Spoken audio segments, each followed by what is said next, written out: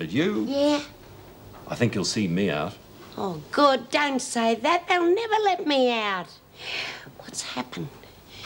Has me old ticker fixed itself up or something? No, nothing like that. Medically speaking, you're a very sick person, or should be. You've got high blood pressure, angina, and an impaired left ventricle. Oh, God, that sounds good. Hey, what was that last one? Impaired left ventricle. Bloody ripper. They're sure to let me out now. I seem to remember a time when you didn't want to leave here. What changed your mind? Oh, don't get me wrong, Doc. I've never been very fond of this place, but all my old mates were in here, and when I was on the outside, I didn't have anyone to talk to. Bit lonely, eh? Yeah, you know me. I like a good chin wag. Yes, I gathered that. Mr. Faulkner.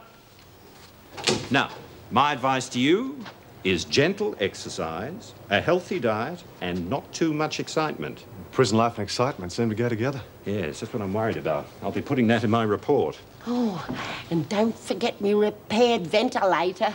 A what? Repaired ventilator. It's very rare. So I think if we can convince the court that Judy's contribution to the house can only help the community, this charge they've got against her will look pretty insignificant. Well, I hope you're right, Tony. And you intend taking in prostitutes to strengthen your argument? Young prostitutes. Kids. The Susie Driscolls. That's why I'd like to talk to any women you've got in here that might fit the bill.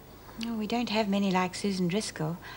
There is one young girl in for prostitution. Perhaps you'd like to speak to her. Yeah. Would you arrange to have Penny Seymour taken down to an interview room, please? Forget it. Oh, come on, Penny. You didn't even let me finish. You don't have to. I got the picture. Look, mate, I may not be the greatest hooker in the world, but I can still earn a buck. I'm not ready for charity yet. Oh, it's got nothing to do with charity. Well, all right, look, forget it. Forget about us putting you straight. You can straighten me out any time you like, as long as you pay for it. On my salary, no way. Pity. Will you help us get the kids off the streets, then? You don't understand, do you? Kids bring top dollar. The pimps love 'em. Can you imagine what would happen to me if I started retiring them? You know what the halfway house is about, don't you? Don't you think it's worthwhile? Of course I do. It's not for me. If we don't have people listed as wanting to go there by tomorrow, it could be closed down. Okay. Put me name down for the house. But just don't expect me to turn up there, that's all. You're beautiful, do you know that? You're not bad yourself.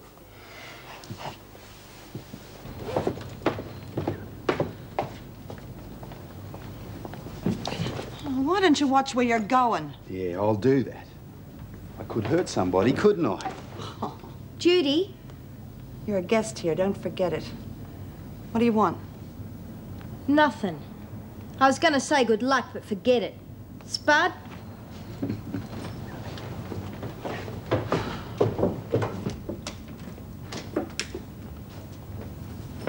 Get off the bloody bed, will you? I just made it. What's crawling on you? You're starting to sound like that bitch downstairs. There's nothing wrong with her.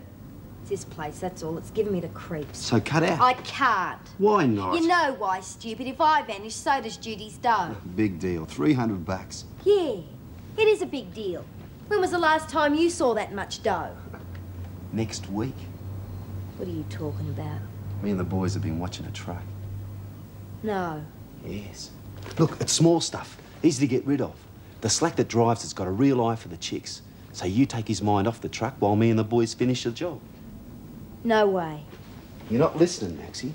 This is big bread. You'll be able to give Fatso a 300 and disappear. That's what's bugging you, isn't it?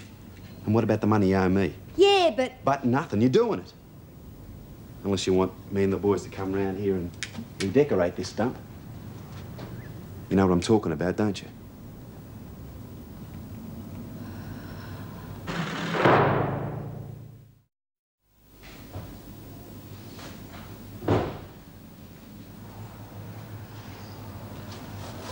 Hi, is Jude upstairs? Nah, you just missed her. Oh, damn it. How was she? Didn't say much, but I reckon she was pretty uptight. Yeah, I don't blame her. If things don't go right, she's back inside. I wouldn't swap places with her. Well, I wonder if I could get there in time. I might as well give it a go. Tony! Hey, why the long face? I don't want to bug you, but I got hassles. Spud?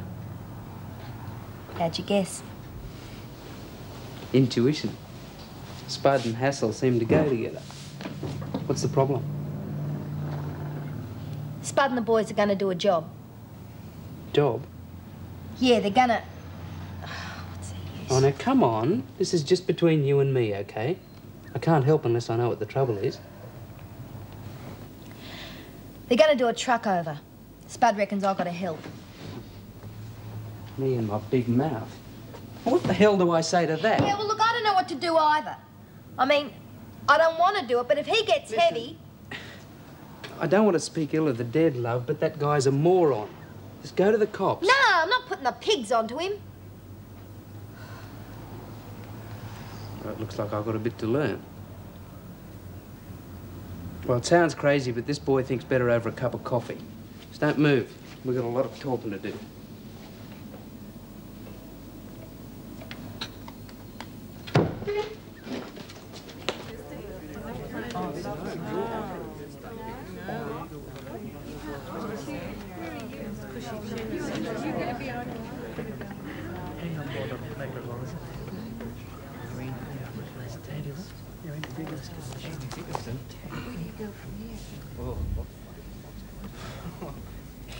Now, Miss Bryant, this halfway house. Driscoll House. I beg your pardon? Driscoll House, that's what it's called, Your Worship. It would be easier if I were told these things before the hearing. I'm sorry, Your Worship. I was given no information to that effect. Oh, well, he couldn't have known, you see. We only named it last night. I take it the name Driscoll holds some significance. Oh, yes. It's named after our first success, Susie Driscoll. We picked her up off the streets before the pimps were going to push heroin into her. Your Worship. I mean, she's only 17. Now, that's what the halfway house is all about. Yes, all right, Miss Bryant. You may hand out brochures after the hearing. I believe Driscoll House employs a Mr. Anthony Berman. Is that correct? Yes. And are we to believe Mr. Berman didn't see Gaffney either? He couldn't have. Why? Because he said so? No, because he wasn't there.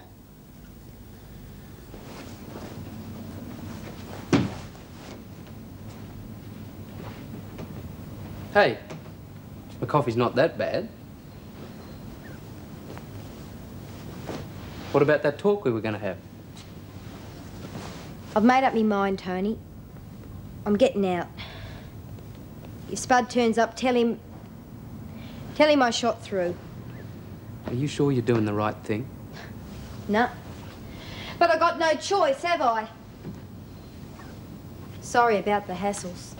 No, that's what we're here for. Hassle House, that's us.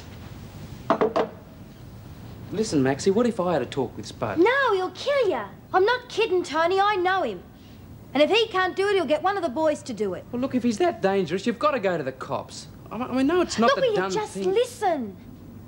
There are bikie gangs everywhere, and Spud knows them all. Someone would get me sooner or later. At least I'd be safe in the slammer.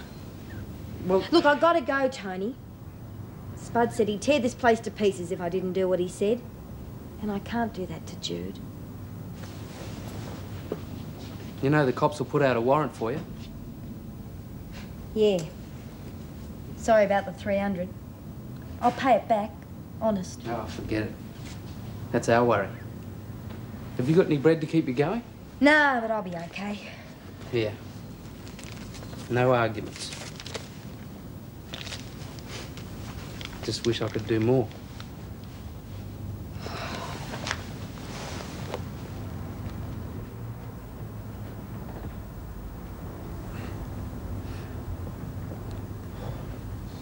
You are Mrs. Margaret Morris, and you are presently employed as a prison officer at the Wentworth Detention Centre.